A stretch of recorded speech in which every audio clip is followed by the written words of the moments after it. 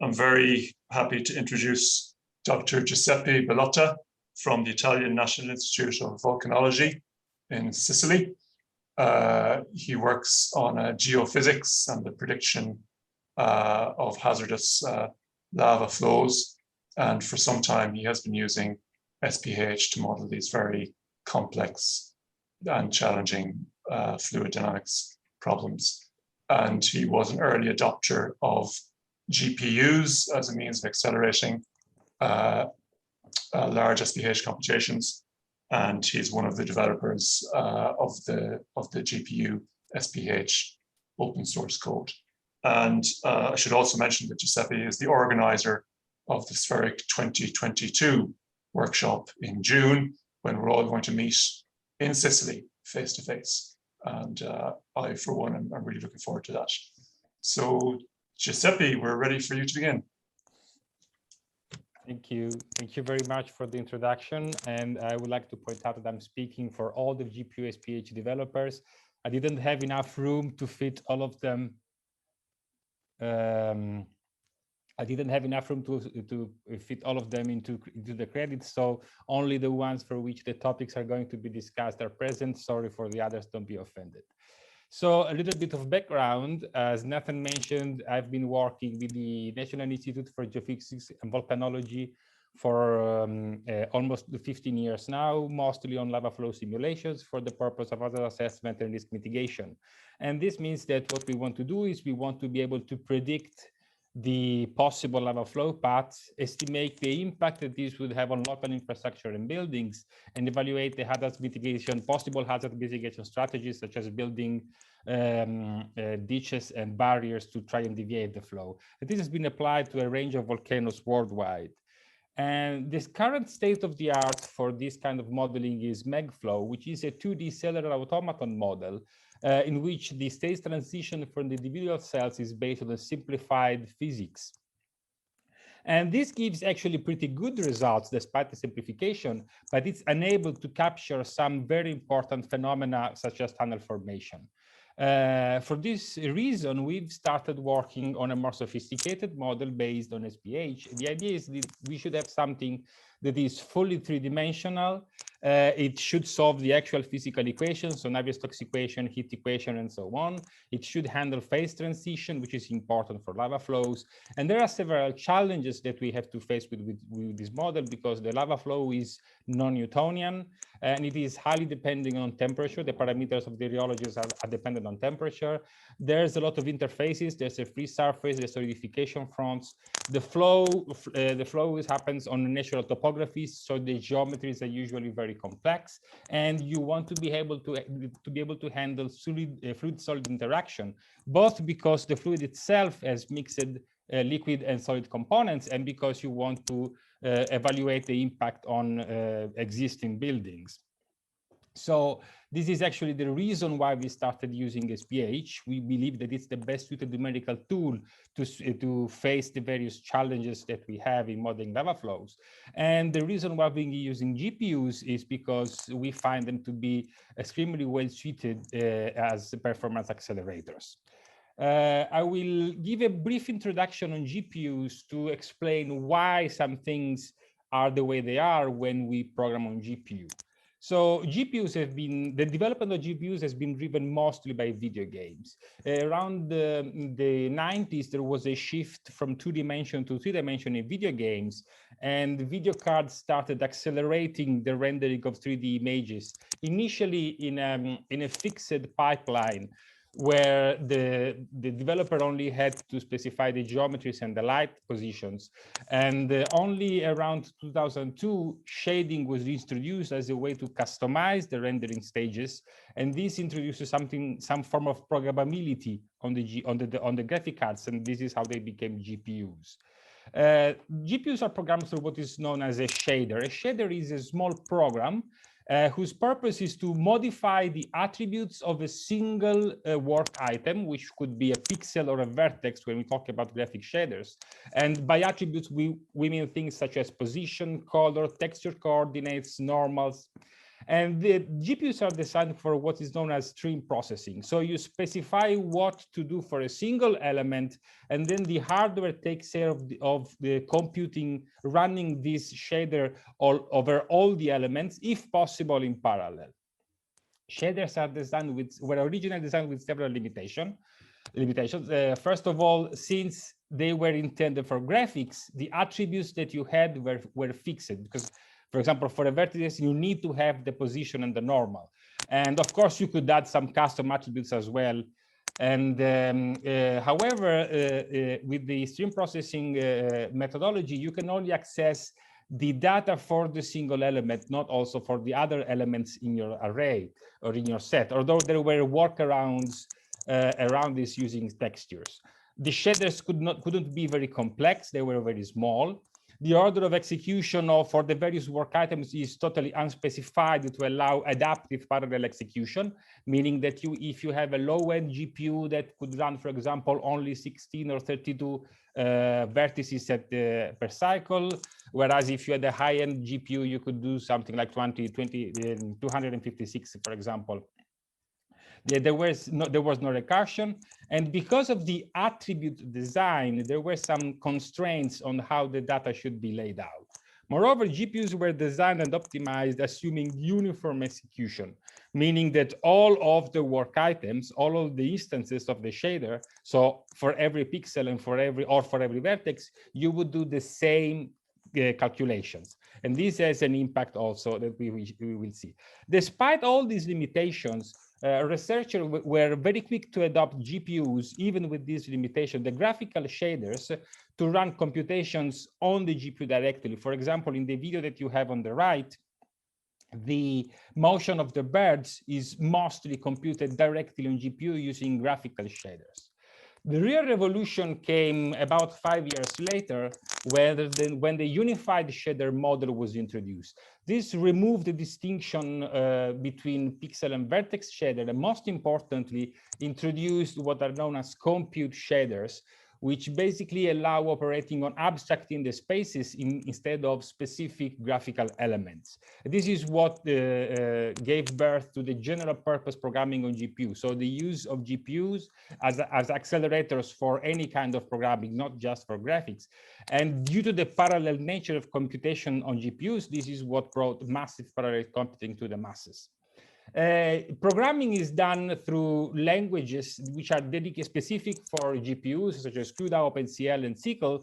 And these are basically extensions of C++ or plain C, and allow developers that have C++ and C experience to program for GPUs. However, if you actually want to bring out the full performance, the full computational power of GPUs, you have to have deep knowledge about the details of how the hardware actually operates. And now this is true also for CPUs, not just for GPUs. However, on GPUs, certain decisions have a massive impact compared to what they have on CPU. We're talking 1 or 2 orders of magnitude easily. There are some general rules. We will see them some of them specifically later on the presentations. You want to minimize runtime conditionals because you want uniform behavior for your work items. If you're running computations on the GPU, you want to run everything on GPU, because if you switch between the GPU and the CPU, you lose a lot of time due to the cost of the data transfer between the CPU and the GPU. And even on the GPU itself, you want to access the device memory as little as possible, because GPUs are designed for massive computation, not for massive data transfers. And of course, when you actually have to access the memory, you want this to be as efficient as possible. And this is why you have to take extra care in the design of data structures. And so how do SPH and GPUs relate? Let's consider for the standard weakly compressible smoothing particle hydrodynamics formulations. You have mass conservation, you have momentum conservation, you have an explicit integration scheme. I've written Euler here. It could be anything, predictor, corrector, Runge-Kutta, it doesn't matter. And what we see is that, first of all, we have mostly algebraic operations on small vectors, 2D or 3D vectors. The particles, if we ignore boundary conditions, the particles behave all in the same way. We have the same equation for all the particles. And the particles compute their own changes. There is no large implicit system that describes the behavior of the whole system. Each particle cares about its own. And this is all well defined in specific steps during the integration step. And all of this maps very well to the GPUs, because GPUs are optimized for small vector operations, because colors, positions, normals, they are 4-component vectors. If you have uniform behavior, you have a natural mapping between work items and particles. So a particle in your numerical description is a work item in your shader, and the shader, that in this case is called the computational kernel, maps, and you can have a shader map to each phase in your integration steps. However, there are some things to take into account. Particles access their own values, but also those of the neighbors. They actually have to know what these neighbors are, which other particles are the neighbors. And there are often some steps that are not embarrassing parallel. They don't have this natural mapping.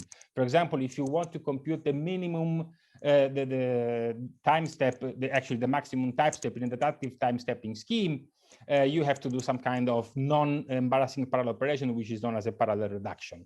And this means that you actually have to pay attention to your data structure, because you want to optimize them for retrieval from each particle. And you also, if possible, want to optimize access to the neighbors, if possible. And in all of this, you have to take into account also the neighbors list, its construction, storage, and traversal. Now, one note about the way GPUs work. So GPUs work in parallel. However, they don't schedule each work item independently. Since they assume uniform behavior, they group work items together into some fixed size that depends on the hardware. It could be 16, 32, or 64 work items per group. We think about particles that behave the same way. This is called a warp or a wavefront, depending on hardware. And these work items run in lockstep, meaning they share the same program counter, the same instruction at every cycle. And this has important implications for memory access, because when you have a memory access, all the subgroup must be satisfied. Of course, when one work item asks for example, for a data element, all other work items in the same group will also do the same. And the controller is designed for this, so it can provide the data at once for all the subgroup, as long as the data is laid out in an optimal fashion, which means it has to be consecutive in memory, it has to be correctly aligned, and the data element requested by each work item should not be too large. Usually maximum is 4 floats. If these conditions are not satisfied, you have some penalty to pay, because the controller has to do multiple transfers, and how much of a penalty you pay depends on how bad your layout is. And just to give you an idea, here's an example with 16 particles requesting 2 large chunks of data, and then the controller has to split this into individual loads, one for each position, one for each velocity, and it takes a lot of time to satisfy all of them. This is in contrast to the case where the same particles request the same data, but the data is laid out differently, and what you get is something which is extremely fast. And so this is actually the first lesson that everybody working on GPU learns, and it's the fact that you want to work with structure of arrays rather than array of structures. You have to think about the fact that shaders were designed to modify small vector attributes. So you want one array per attribute. Usually when you're doing a high-level programming, you would have something like, for example, a particle class or structure holding the information about all of the information, encapsulating all the information and methods for a single particle, and then your particle system is an array of these classes or these structures. On GPUs, you want to do the reverse. You want the particle system to be the structure, and then all of the members of the structure are arrays holding the data for all of the particles. Moreover, you want this to be correctly aligned, so you might want, for example, to waste one component to make sure that you have 4 component floats instead of 3 component float vectors. And if you have the possibility, you can merge them to try and waste less memory, but it's actually not a problem to do some wasting. So depending on the kind of access patterns that you have, you might prefer the third or the fourth option. And this is the first thing to learn about. The second thing is the neighbors list. Now, there are several ways to handle neighborhood in SPH in general. One commonly used trick in the case where you have constant fixed smoothing length and thus influence radius is that you build an auxiliary grid, and with the grid size, which is no smaller than the influence radius. And in this case, whenever you have a particle, you have the guarantee that the neighbors are in the cells adjacent to the cell to which your particle belongs. Of course, these cells are only used for neighbor searching, so we are still talking about SPH. We are not doing something like particle and cell. The way this is used typically is through a four-step process. The first is called hashing, which is basically the computation of the index of the cell to which the particle belongs. And this is trivial to parallelize and very GPU friendly because each particle can do it independently. The next step is sorting. Sorting means bringing all of the data that belongs to particles that are in the same cell consecutively, put it to consecutive in memory. This is non-trivial to parallelize, but luckily this is a well-studied problem on GPU, so there are very good libraries to handle it. And it's actually not very GPU friendly because it has a lot of data movement during the sorting process. And this is actually not good on GPUs because you want to run computation, you don't want to waste your time moving data. However, this improves data locality for subsequent computations, so this is something that you want to do. The next step is bucketing, in which you basically find the first and last particle of each cell. You find where they begin and end in memory. And this is again not trivial to parallelize and of average GPU friendliness. And the last step finally is the actual neighbor search. And this is trivial to parallelize because every particle can look for its own neighbors. And it's moderate in GPU friendliness because you have to load a lot of data, check if the particle is near, and discard it or put it in the neighbors list depending on whether. And this is actually all a rather expensive process, we will see. However, this auxiliary grid will be also useful for other things. So the cost of the neighbors list. The runtime cost for the neighbors list is actually very large. There's two examples here, one with a 3D still water with 4 million particles, and the other is with a dam break with 20 million particles. And you can see that the neighbors list construction is not only the most expensive part of the whole process that we've seen, but it's also comparatively as expensive as the forces computation, which is what we really care about. If you consider predictor and corrector together, the neighbors list construction is less than that in the Stillwater case, but it's still more than a single forces computation. And in the Dumper case, it takes 60% of the whole integration step. This is a huge part. It's not a waste of time. Of course, how much of this actually is depends on the problem size, on the geometry, on the particle distribution, and so on and so forth. And the only solution to this is to not build the neighbors list, meaning that instead of actually looking for neighbors, you look for them less frequently, and then do conditions, for example, based on how much the fluid forms around the particle or something like that, to try and do it less frequently. And of course, in this case, it's usually better to search particles a bit farther away than your influence radius, so that when they move in the next steps, you will still find them as neighbors. But the neighbors list also has a storage cost. If you consider, for example, in the 3D case, we have something around like 80, 85 particles, neighbors per particle with the kernel radius of 2. And this means that the neighbors list ends up taking more space than the all of the other particle attributes combined. And this actually limits your problem size for single GPU simulation. And in fact, you actually want to be careful about how you store the information. Normally on CPU, you would do something like a list of neighbors for one particle, followed by the list of neighbors for the other particle, and so on and so forth. This is not efficient on GPU. Why? because when the first particle is reading its first neighbor, the second particle is also reading the first neighbor because they are running at the same time. So you want these two pieces of data to be combined together, meaning that it's better to store all the first neighbors first for all of the particles, then all the second neighbors, then all the neighbor major layout instead of a particle major layout. Still, the storage is huge. How do we avoid this? Well, one way to do this is to not store the neighbors list.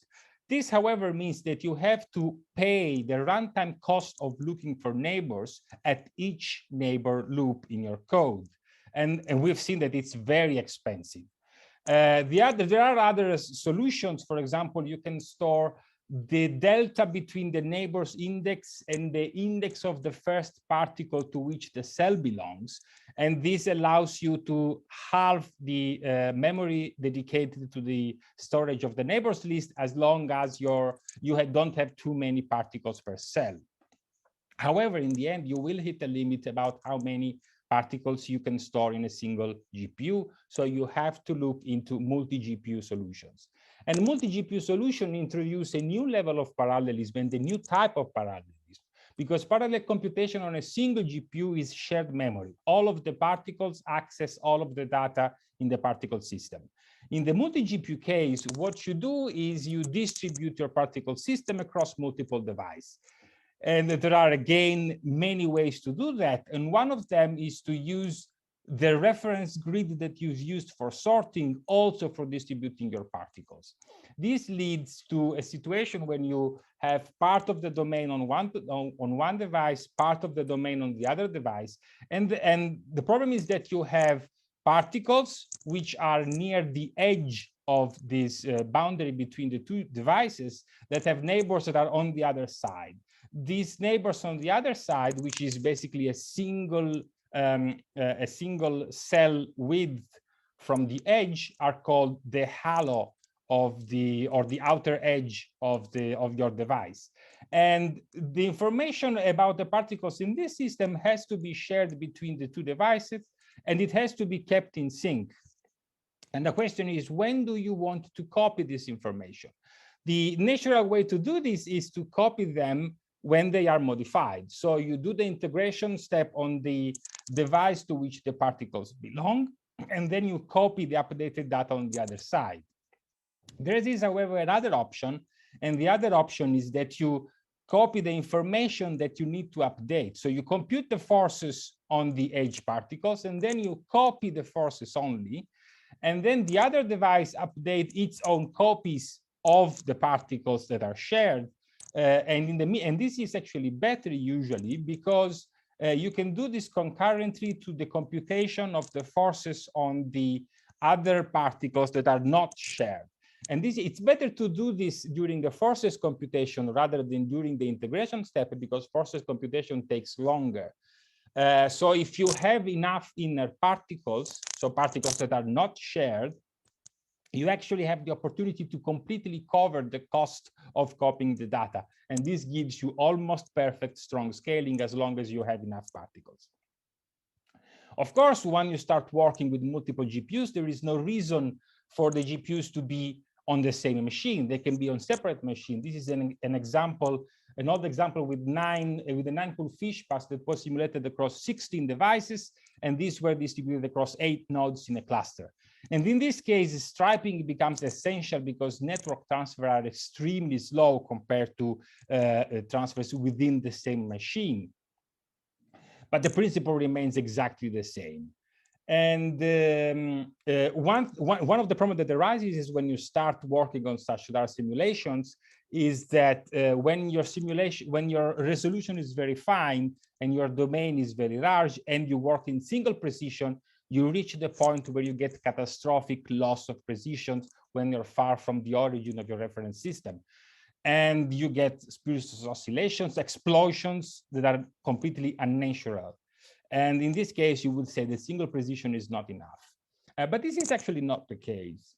So the problem arises because your smoothing length, the ratio between your smoothing length and the domain size is comparable or smaller than machine epsilon.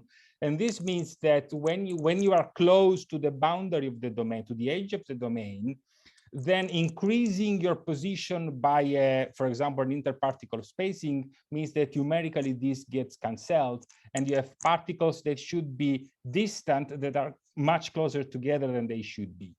And one solution to this is to switch to double precision. In double precision, the machine epsilon is much smaller, so this problem would not arise in normal conditions. However, these has several drawbacks. First of all, it increases your storage requirements because double precision means twice the memory. And double precision is actually very slow on GPUs. And in fact, the first generation of GPUs didn't even have double precision support.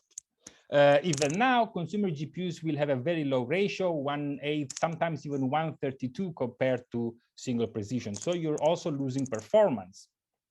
Moreover, this is actually not a real fix, because it just means that you need a larger domain or a finer resolution to finally hit the problem again. Another solution is instead to not track the global position of the particle, but only the local position with respect to the cell to which the particle belongs.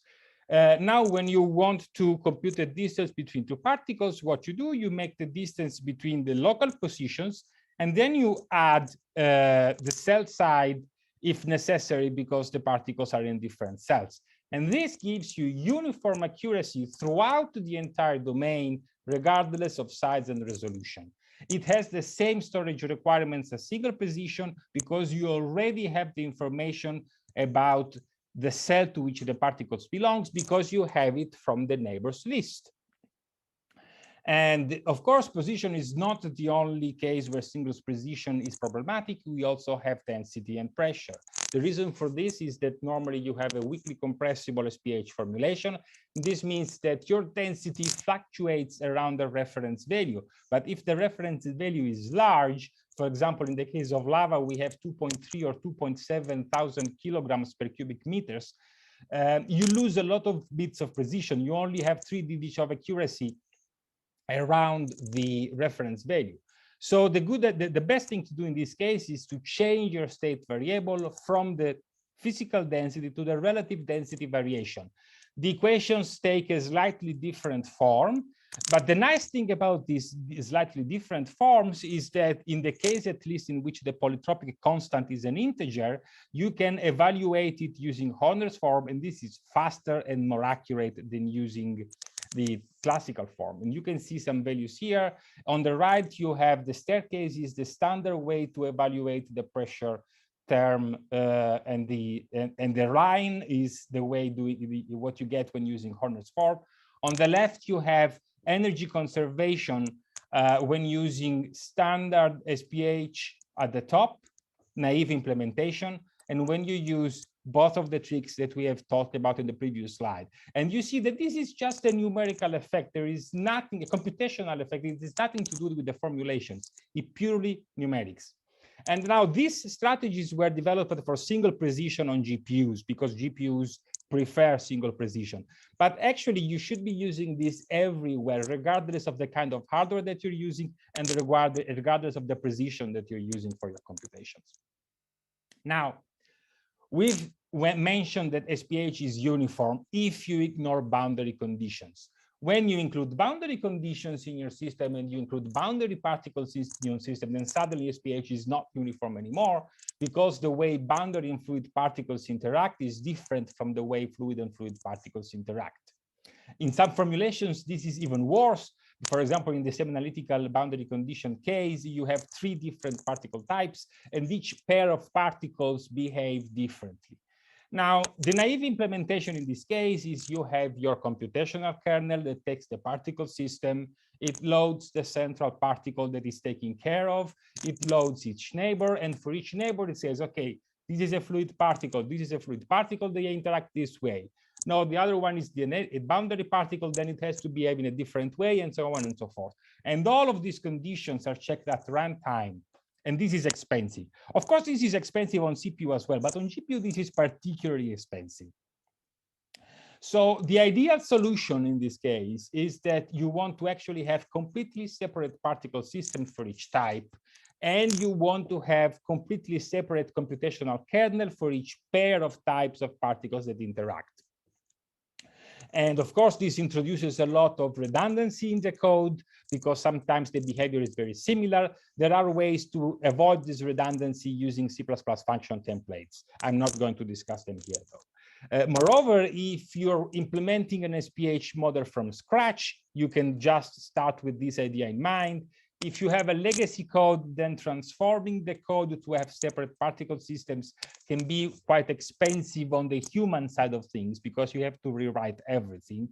But what we found is that even if you just separate each particle type pair interaction into separate kernels that you run separately, you get a decent gain in performance, something between 15 and 35%, depending on formulations that you use.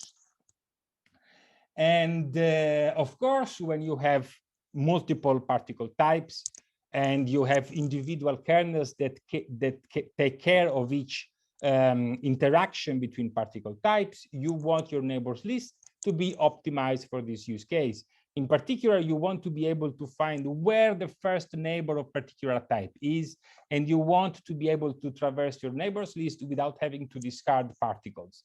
So you don't want your particles to be mixed up. You don't want your neighbors to be, oh, this is a fluid neighbor, this is a boundary neighbors. No, you want fluid neighbors together, boundary neighbors together, vertex neighbors together.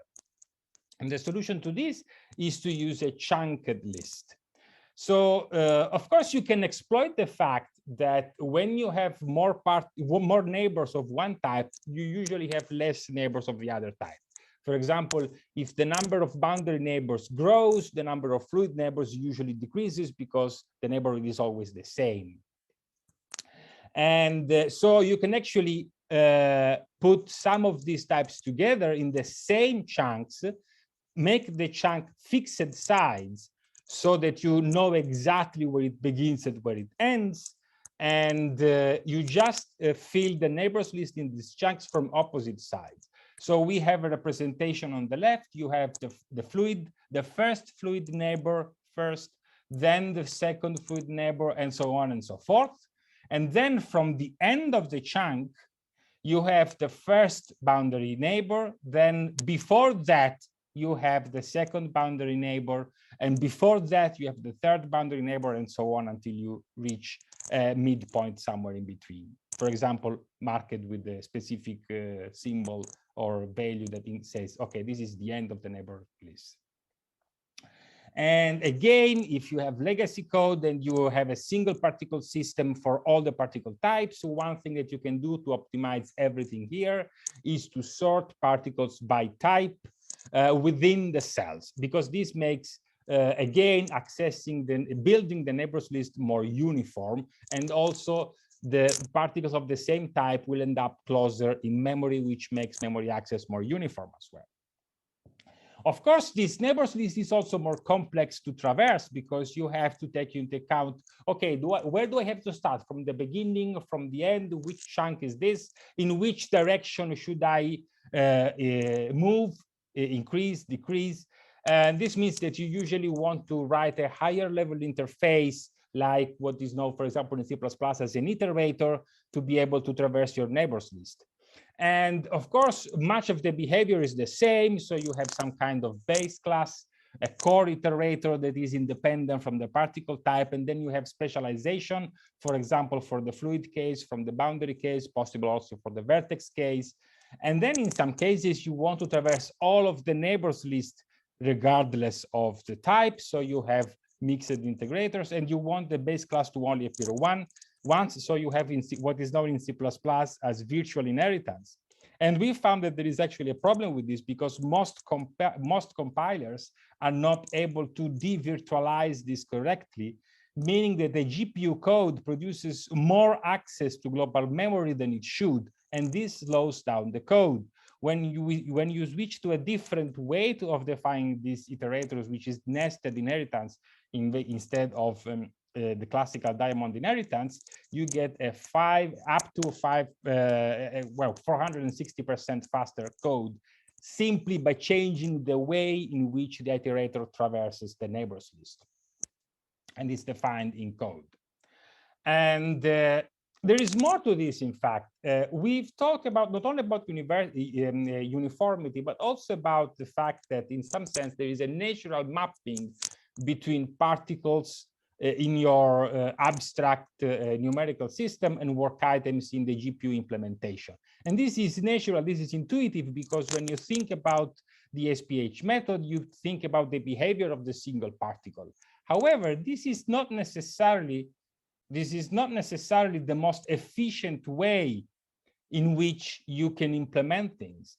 This is just a provocation, but for example, consider the fact that particles in the same cell, they all have, well, many of the neighbors will be shared between them. Is there some way to exploit this? For example, maybe we should build a per cell neighbors list instead of a per particle neighbors list. Or when we compute particle-particle interactions, maybe we should think about a cell-based approach to run this computation instead of a particle-based approach to run this computation. This is actually often the case in some optimized molecular dynamics code. And this, a practical example of this is if we consider the fact that scheduling on GPU is not at the work item level, but it's at the subgroup level, the warp, the wavefront.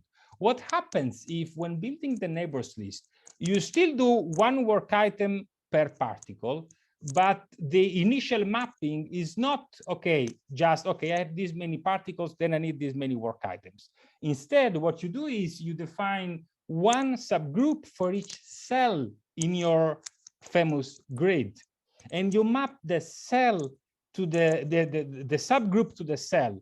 Then what you have, paradoxically, is you are losing uniformity because there will be cells that have more particles, cells that have less particles. So you will have some subgroups in which work items don't work because there's simply not enough particles in the cell.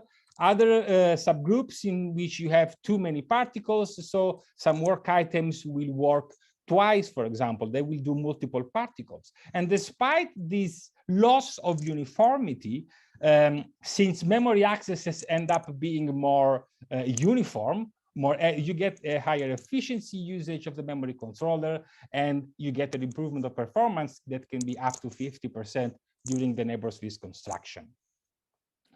And I think that we are more or less at the end now. There is a lot more ground that we could cover, but I think the main points should be clear now. Now, there is a naive mapping when you're doing SPH in parallel. It is the mapping between the particle and the work item. This works very well, and it's a natural mapping on GPU. However, this is not the most efficient mapping. So there are other mappings that are not natural, but that work better. Also, data layout is extremely important. How the neighbors list is laid out, how the particle attributes are laid out. This is all extremely important in considering the performance of the code. And one must be careful when using high-level language constructs because they can help you produce a smaller code. They can also help you produce faster code, but if you're not careful, they end up slowing up your code significantly. So if we were to answer the question, are GPUs and SPH a perfect fit? I would say that GPUs are well suited for SPH, but they are not really what I would call a perfect fit. There are a lot of pitfalls that one has to be careful with when coding for GPUs. And this is mostly also because you don't use GPUs if you don't want performance. The whole point of using a GPU is you want high performance parallel computing. Otherwise, you would just use serial code on the CPU. And that would be sufficient. But so when you run on GPU, you usually have a tendency to optimize more. And of course, the question becomes, okay, but these optimizations, do they depend on which GPU? How much they do depend on the hardware I'm using? What happens when the next generation of GPUs comes forward? Or what happens when, for example, you change the vendor, you switch from NVIDIA to AMD? Or and what if you want to support multiple vendors or different hardware? You want to write code both for GPU and for CPU. are the optimization different? Can I share the code? How much of the code can I share? And how much of the code can I share without losing performance? Finally, there is one note that I would like to make. Of course, when we think about SPH, the numerical method, our main objectives are improving forces computation, improving the integration, because this is what the numerical aspect is. This is why we are doing SPH. However, I think there's a huge elephant in the room, and that's the neighbors list. Coding the neighbors list efficiently is extremely important, but also maybe the hardest part of an SPH code. And I think with this, we're finished. And thank you very much, everybody, for your attention. Thank you very much, Giuseppe. That was wonderful. I've always thought GPUs were a bit scary. I still think they are, but I think that you've given a lot of really practical guidance there. So, well, let's have some questions.